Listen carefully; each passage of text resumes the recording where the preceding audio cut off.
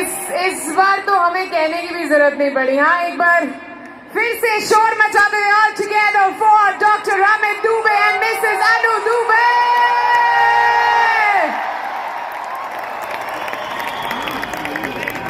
Okay, dance तो आपने देख ही लिए, मैम ने भी कर दिया और मैम ने सर को भी डांस करवा ही दिया। उसके उसके लिए एक बार फिर से अनु मैम के लिए जोरदार तालियां हो जाए ऑल टुगेदर एवरीवन। और इससे पहले कि हम रिकग्निशन की शुरुआत करें, अनु मैम आप यहाँ पर मौजूद हैं। डांस तो आपने करके दिखा दिया, 2 लाइनें अगर हम आपसे सुन लें तो और मजा आ जाएगा। तैयार हैं? तैयार हैं? So can we all make some noise for Mrs. Anu Dubey?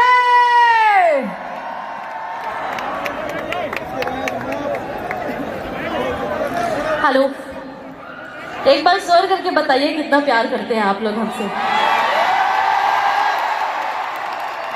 सभी को यूपी, बिहार, झारखंड हर जगह से आए सभी लीडर्स को, सभी मेरे चाहने वाले को मैं अनु दुबे की तरफ से प्रणाम, नमस्कार। एक बार ताली बजा के आशीर्वाद दीजिए। Thank you. 2 लाइन का बात है तो आज मुझे वो दिन याद आ रहा है जब मेरा शादी सर से हो रहा था। मेरे पापा बहुत प्यार करते हैं मुझे, मैं उनकी बहुत लाडली बेटी हूँ।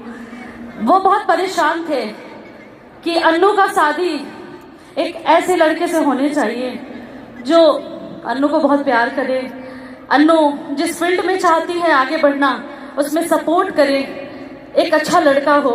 मेरे पापा के मन में बहुत सारे ख्याल थे मेरे शादी को लेके और पापा चाहते थे मेरा शादी। बहुत सारे रिश्ते भी आते थे, बहुत सारे रिश्ते, IAS ऑफिसर सारे, लेकिन पापा ने मेरे लिए सर को चुना। और मेरी और पापा से हमेशा एक डिस्कशन होती रहती थी कि पापा आप जिस लड़के को चुनोगे मैं शादी उनसे ही करूंगी। और मुझे पूरा विश्वास था कि पापा मेरे लिए एक अच्छा लाइफ पार्टनर चुनेंगे। लेकिन पापा ने डिस्कस किया कि लड़का है और मार्केटिंग में है। पहले तो मैं अपसेट हो गई, फिर मेरा लड़ाई स्टार्ट हुआ पापा से। क्या बात कर रहे हो पापा, आप मेरे लिए मार्केटिंग का लड़का देखे हो? आप तो जानते हो, आप इतना सारा कंपनी के बारे में आप जानते हो, मैंने भी बहुत सारी कंपनियों के बारे में सुना है, ऐसा वैसा दिस दैट, बहुत सारी बातें होने लगी। लेकिन जब मैं सर से मिली तो आपको पता ही है सर का ऑरा ही कुछ अलग है। सबसे पहले तो मुझे सर पसंद आए, उसके बाद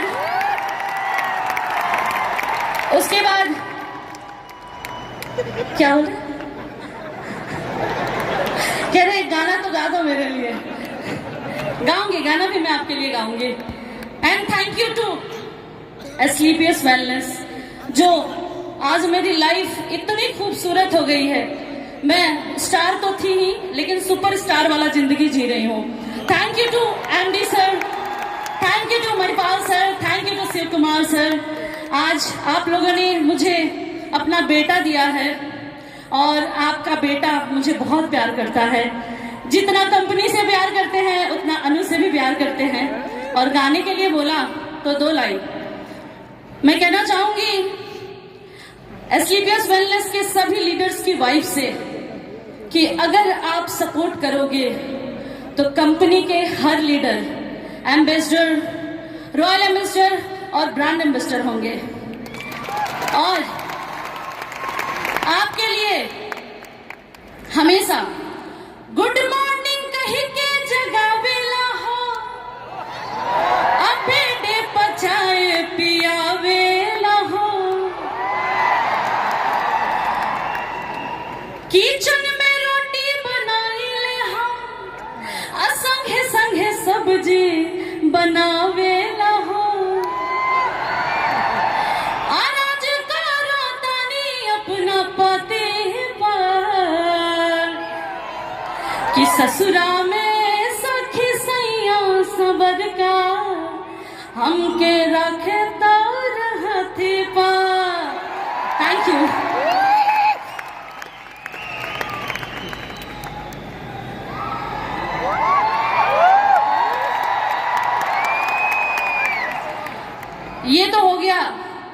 स्लीपियर्स से जितने लोग प्यार करते हैं उनके बारे में, लेकिन जो स्लीपियर्स को छोड़ के गए हैं ना, उनके लिए सिर्फ 2 लाइनें। तुम मेरे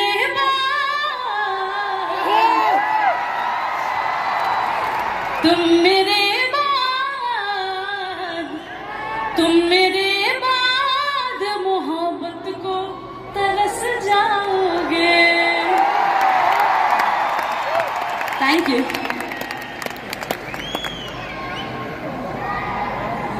Well, that was really beautiful. एक बार जोरदार ताली आ जाए तो Mrs Anu Dubey.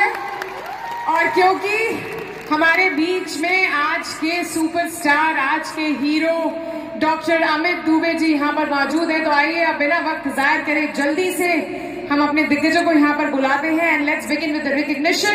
So I request the crown ambassador doctor Shiv Kumar ji, our crown ambassador Mr. Maipal Singh ji, our company CEO, our MD sir Dr. Sanjeev Kumar ji to please join us, and let's begin with the recognition of the new royal ambassador Dr. Amit Dubey.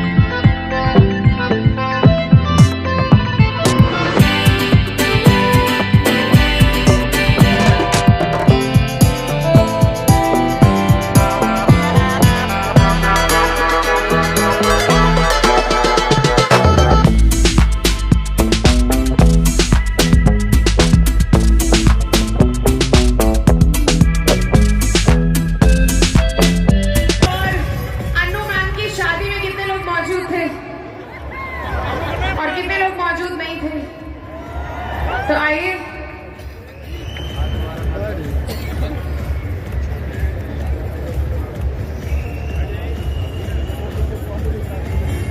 हाँ जी, ma'am ने कहा भाई जब मेरी शादी पक्की हुई तो मैं थोड़ी सी कश्मोकश में थी क्योंकि मैं एक मार्केटिंग वाले से शादी कर रही थी। अब मैम शादी कर रही हैं एक रॉयल एम्बेसडर से।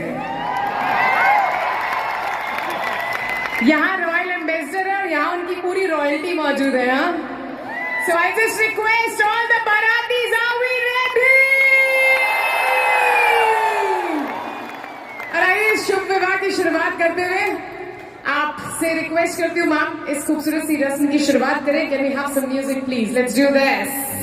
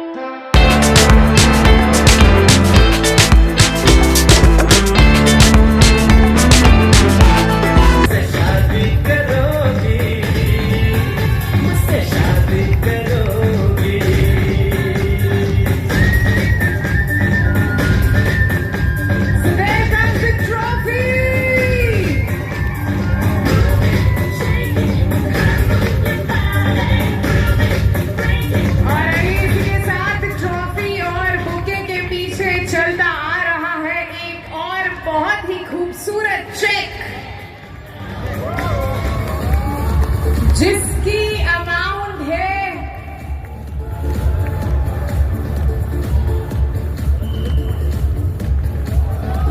Let's give it up 2 crores 85 lakh जोरदार तालियां गाइस एवरीबॉडी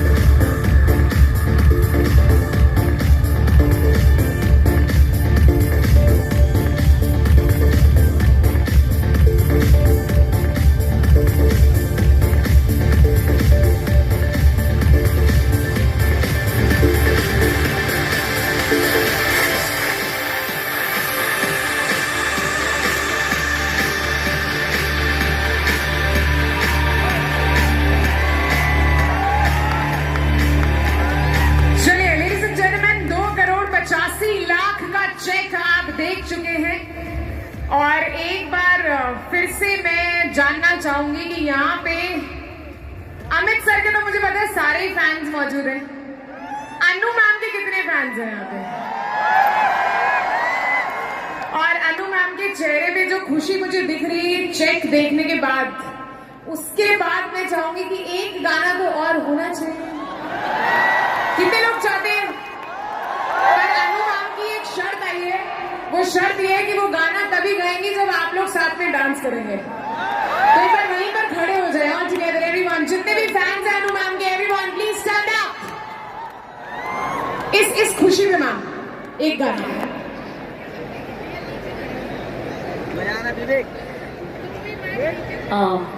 सर ने स्पेशली कहा है, बिल्कुल। एमडी सर को तो मैं अपना गार्जियन मानती हूँ, बहुत प्यार करते हैं हम लोग को, बच्चों जैसा हमेशा कुछ ना कुछ बताते रहते हैं क्या करना चाहिए। मुझे भी गाइड करते हैं, बेटा तुम ऐसे करो, ये गाओ, ऐसा होना चाहिए तुम्हारा। लेकिन गाने की बात हुई तो मैं चाहूंगी अगर आप कुछ प्ले कर दे क्रॉकी वगैरह, तो मैं ऐसे विदाउट म्यूजिक थोड़ा सा सुना सुना लगता है, लेकिन आप ताली बजाएंगे तो हम गा सकते हैं। ठीक है, 2 line.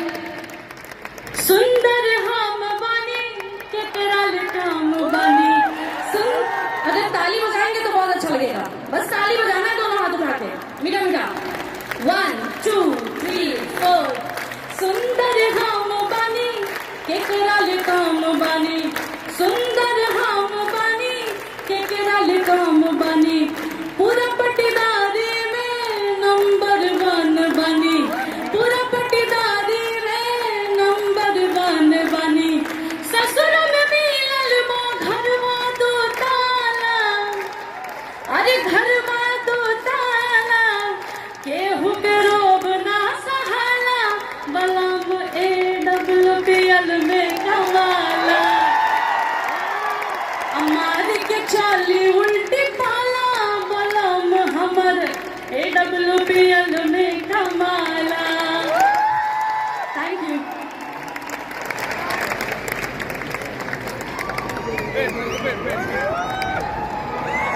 Thank you so much ma'am. Do we have any other track? चलिए इसी के साथ एक बार फिर से अनु मैम के लिए जोरदार तालियां हो जाए ऑल टुगेदर। और अनु मैम आपसे हम रिक्वेस्ट करते हैं कि आप प्लीज बैठ जाएं और अब वक्त है सुनने का हमारे रॉयल एम्बेसडर को। आप लोग तैयार हैं? पक्का? तो एक बार फिर से दोनों हाथ ऊपर, जोरदार तालियां for the new royal ambassador. Give it up for doctor Amit Dubey.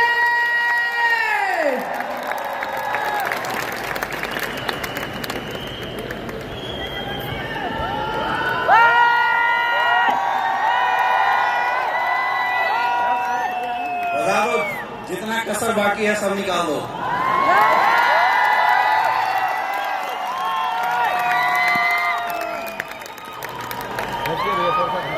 माहौल बनना चाहिए। Thank you, thank you. दोस्तों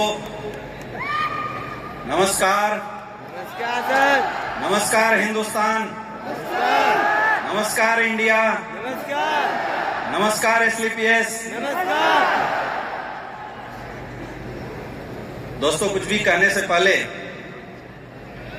कुछ भी बात आगे बताने से पहले मैं सबसे पहले उस परम पिता परमेश्वर को धन्यवाद देना चाहूंगा जिन्होंने करोड़ों योनियों में इंसान के रूप में हमें जन्म दिया और जीवन में मौका दिया हिंदुस्तान का सबसे पवित्र काम डायरेक्ट सेलिंग इंडस्ट्री में काम करने का, और डायरेक्ट सेलिंग में भी एसलीपीएस वेलनेस के साथ काम करने का मौका दिया। इसलिए मैं परमपिता परमेश्वर को बहुत बहुत धन्यवाद देना चाहूंगा।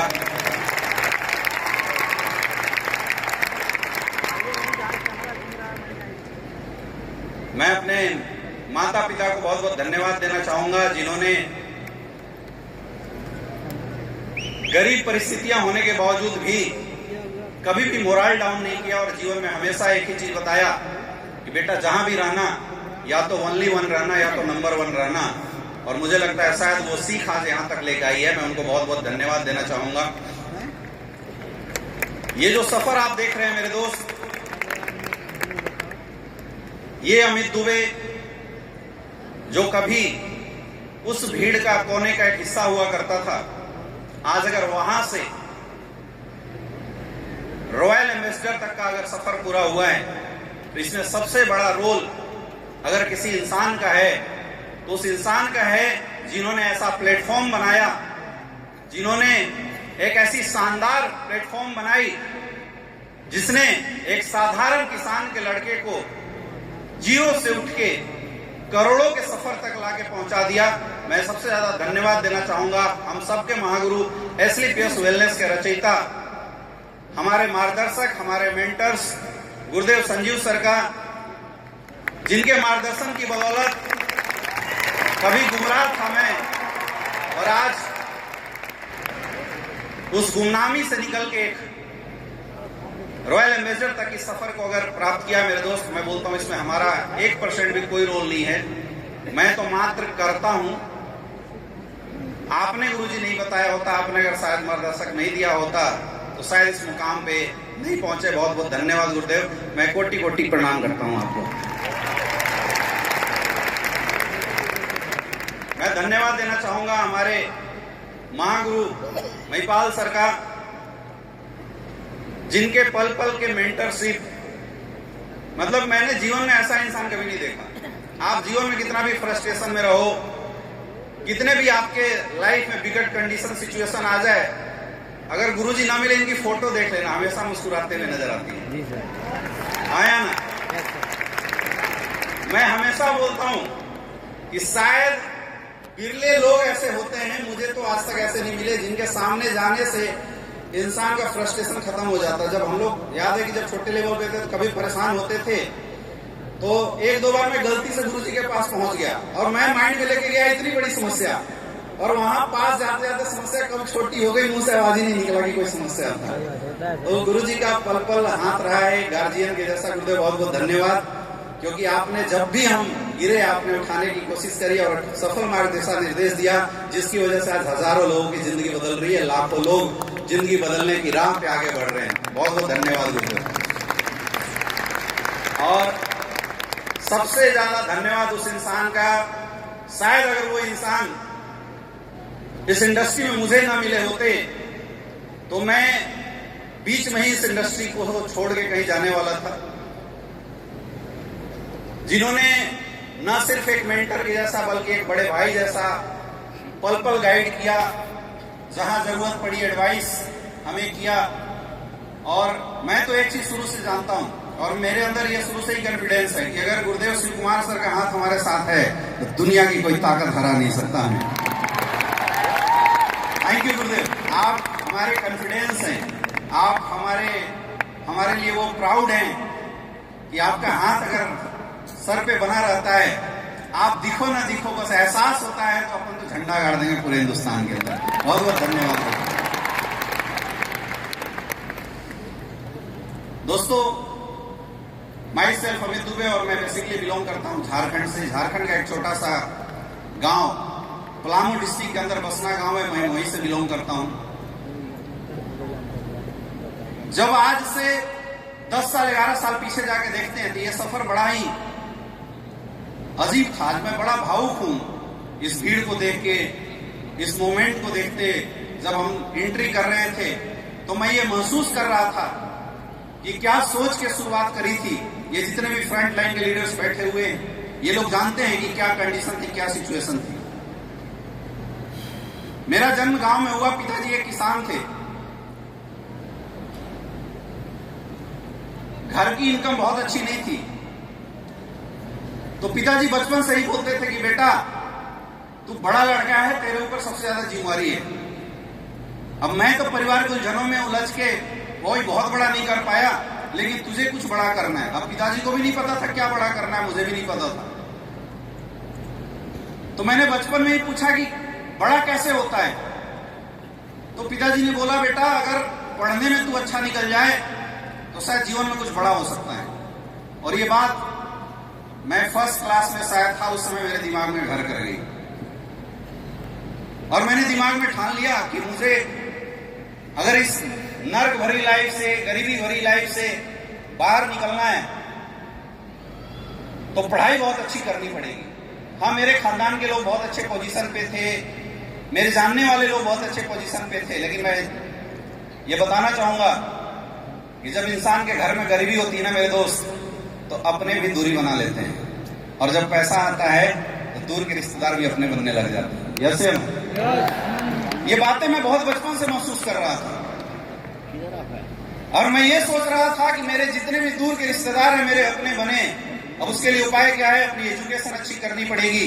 तो मैंने पढ़ाई दबा के किया, मैंने अपनी एजुकेशन पे फुल फोकस किया, और मेरा रिकॉर्ड था कि पहला क्लास से लेके आज तक मैं जिस क्लास में बैठा हूं कभी सेकंड नहीं आया हूं, हमेशा फर्स्ट डिवीजन से आया हूं, शुरू से लेकर।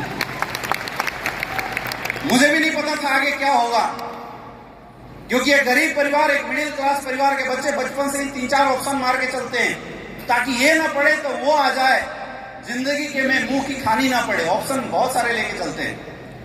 इसलिए मैंने एजुकेशन को बहुत स्ट्रॉन्ग किया। 95%, 98% मेरी ऐसी एजुकेशन बहुत अच्छी रही थी।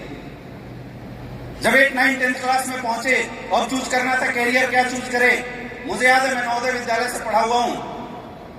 10th के बाद नवोदय विद्यालय में दूसरे स्कूल में ट्रांसफर होता है, तो कुछ बच्चे जिनके पेरेंट्स थोड़े मजबूत होते हैं वो बाहर निकल जाते हैं, वहां से कोचिंग करते हैं, 11th 12th क्लास में पढ़ाई करते हैं और फिर MBBS की तैयारी करते हैं, प्री एग्जाम की तैयारी करते हैं, IIT की तैयारी करते हैं। लेकिन मेरे पास इतने पैसे नहीं थे, मेरे पिताजी के पास इतने पैसे नहीं थे। मेरी सिस्टर की शादी हुई थी, तो मैंने पिताजी से पूछा कि क्या करना है। बोले बेटा इतने पैसे अभी है नहीं, क्योंकि तुम्हारे 5 भाई बहन है, सबका कोटा मैं तुझे नहीं दे सकता, 2 साल तुझे और निकालने पड़ेंगे।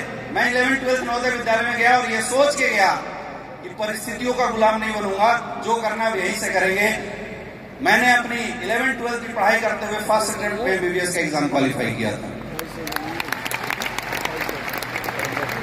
जब रिजल्ट आया न्यूज में पेपर्स में निकले, क्योंकि उस दौर में 2011 की बात कर रहा हूं, 2011-12 में MBBS में सिलेक्शन हो जाना बहुत बड़ी बात होती थी। और मुझे मां सरस्वती का आशीर्वाद था कि मैंने खुद से तैयारी करी और मेरा एग्जाम निकल गया। अब आई एडमिशन की बारी, एडमिशन ले लिया। अब जब पढ़ाई शुरू किया तो आज के डेट में लोग बोलते हैं यार क्या करोगे पैसे का। मेरे दोस्त, अगर पैसा ना होना तो तुम अपने बच्चों को अच्छे से पढ़ा तक नहीं पढ़ सकते। चाहे कितना भी स्कॉलरशिप हो जाए, किताब कॉपी लेने के लिए तो पैसे चाहिए। हम लोग लाइब्रेरी का सहारा लिया करते थे, लाइब्रेरी में जाते थे, रात भर बैठ के सिलेबस निकालते थे, अपने होमवर्क कंप्लीट किया करते थे। ये सिचुएशन थी उस समय। लेकिन पता नहीं क्या था, परमात्मा को कुछ और ही मंजूर था। एक अनजान इंसान के माध्यम से ये डायरेक्ट सेलिंग इंडस्ट्री मेरी लाइफ में आई। अब इसको हम डेस्टिनेशन बोल सकते हैं कि शायद परमात्मा मेरे से करवाना कुछ और चाहता था, मैं रास्ता कुछ और चूज कर लिया था। ये इंडस्ट्री मेरी लाइफ में आई। जब इंसान पहली बार मेरे पास इस इंडस्ट्री का प्लान लेके आया तो मैंने उसे बड़ा लताड़ा था, क्योंकि अपने अंदर ईगो था। पढ़े लिखे लोगों के अंदर एक बहुत बड़ा ईगो होता है कि मैं तो सेटल हूं, मुझे क्या जरूरत है। तो मेरे अंदर भी ऐसा एक ईगो था। मैंने उसको बड़ा लताड़ा, लेकिन चूंकि अब थोड़ा अपना करीबी था, उसने बताया कि कुछ नहीं करना है, लोगों को केवल जोड़ना है, और एक बार 10,000 का टीम बना दोगे तो 2 लाख रुपए हफ्ता, 8 लाख रुपए महीना फिक्स हो जाएंगे। मैं बच्चा था, गुमराह हो गया, करते ही है नेटवर्कर। मुझे लगा यार बात तो सही है, 5 साल में MBBS करेंगे, तब तक लपेट चपेट के वो बताते ना, एक साल में 10, 10 के 100, फिर 1,000, फिर 10,000। तो 4 साल में मैंने भी कैलकुलेशन लगाया कि 5 साल में इधर MBBS निकलेगा, इधर 10,000 का टीम बनाएंगे, 2 लाख रुपए हफ्ता, 8 लाख रुपए महीना आएगा, मस्त हॉस्पिटल खोलेंगे, अपनी जिंदगी सेट। ये सोच के इस इंडस्ट्री के अंदर आ गया। लेकिन जब मैंने काम करना शुरू किया, लोग हमारे साथ आने शुरू हुए, बहुत सारे लोगों ने बिलीव में लेना शुरू किया, विश्वास करते थे और आने शुरू हुए, टीम बननी शुरू हुई। लेकिन बिना सीखा इंसान कहां तक काम कर सकता है। मैंने इस इंडस्ट्री में 4 साल विदाउट एनी अपलाइन काम किया था, 4 ईयर। एक सिंगल अपलाइन का मैंने दर्शन नहीं किया, अपलाइन होता क्या चीज है, जब हमने शुरुआत किया था। बिना एजुकेशन रिकॉर्डिंग लगा लगा के वहां से सुन के हम लोग काम किया करते थे। टीम बनाते थे, टीम खत्म हो जाती थी, टीम बनाते थे, टीम खत्म हो जाती थी। कोई नॉलेज नहीं था। कुछ लोग ऐसे आए जो ला के बोलते थे, सर वाकई इस इंडस्ट्री में कैरियर है क्या? तो हम लोग भी मोटिवेशन में बोल देते थे, यस है। और मैंने देखा कि बहुत सारे ऐसे लोग, जैसे ज्ञानेंद्र शर्मा जी हैं, मिस्टर आदित्य सर हैं, ओपी साहब हैं, ये वो लोग थे जिन्होंने मेरे पे भरोसे करके, अविनाश गुप्ता जी, पढ़ाई छोड़ दिया, कोई जॉब छोड़ दिया। ओपी साहब से मैं मिला था रात को 12-1 बजे, हमने प्लान किया था, और ओपी साहब ने बोला कि सर क्या इसमें कैरियर है? मैंने बोला हाँ सर कैरियर है। बोला कैरियर है तो फिर हम गार्ड की नौकरी क्यों करें, लेफ्टिनेंट से रिटायर है, चलो छोड़ देते हैं। 1 दिन में जॉब छोड़ दिया। ऐसे बहुत सारे लोग आने लगे जो अपनी नौकरी छोड़ के, अपनी पढ़ाई छोड़ के हमारे साथ फुल टाइम काम करने के लिए तैयार होने लगे। और उस समय मैं उधेड़ में था कि मैं क्या करूं। ये गलती से गलत डिसीजन ले लिया, लक्ष्य कुछ और, डिसीजन कुछ और, परमात्मा कहीं और संकेत कर रहा है।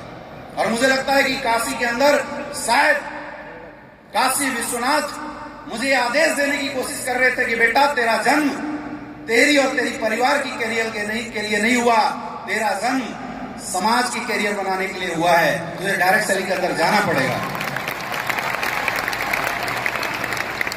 और फिर मैंने निर्णय लिया कि अब जो लोग हमारे ऊपर विश्वास कर रहे हैं, भरोसा कर रहे हैं, उनके करियर के साथ मैं खिलवाड़ नहीं कर सकता। और मैंने डिसीजन लिया कि मैं इस इंडस्ट्री को अपना करियर बनाऊंगा। एक भटकाव था मेरी लाइफ में, क्योंकि पढ़ाई करते थे, दिन भर पढ़ाई करो, शाम को बिजनेस जमता नहीं था। तो मैंने MBBS क्विट किया और मैंने सेकेंडरी कोर्स में एडमिशन लिया, दूसरे कोर्स में एडमिशन लिया, और पढ़ाई के साथ बिजनेस की शुरुआत करी, बिजनेस करना शुरू किया। और ये वादा किया था अपने लोगों से कि टेंशन मत लेना, धरती हिल जाए मैं छोड़ के नहीं जाऊंगा, और रंग तो बदलेंगे मेरे दोस्त। आज यहां बहुत सारे ऐसे लोग हैं जो एग्जाम्पल हैं। 3, 4, 5 साल स्ट्रगल, 4 साल स्ट्रगल करने के बाद जब जीवन में कुछ नहीं हो रहा था, एकाएक मेरे पास शिव कुमार सर का उस समय कॉल आया था, और सर ने मेरे से पूछा, सर क्या चल रहा है, चले ना चले? मैं बोला सर बढ़िया चल रहा है। बोला करियर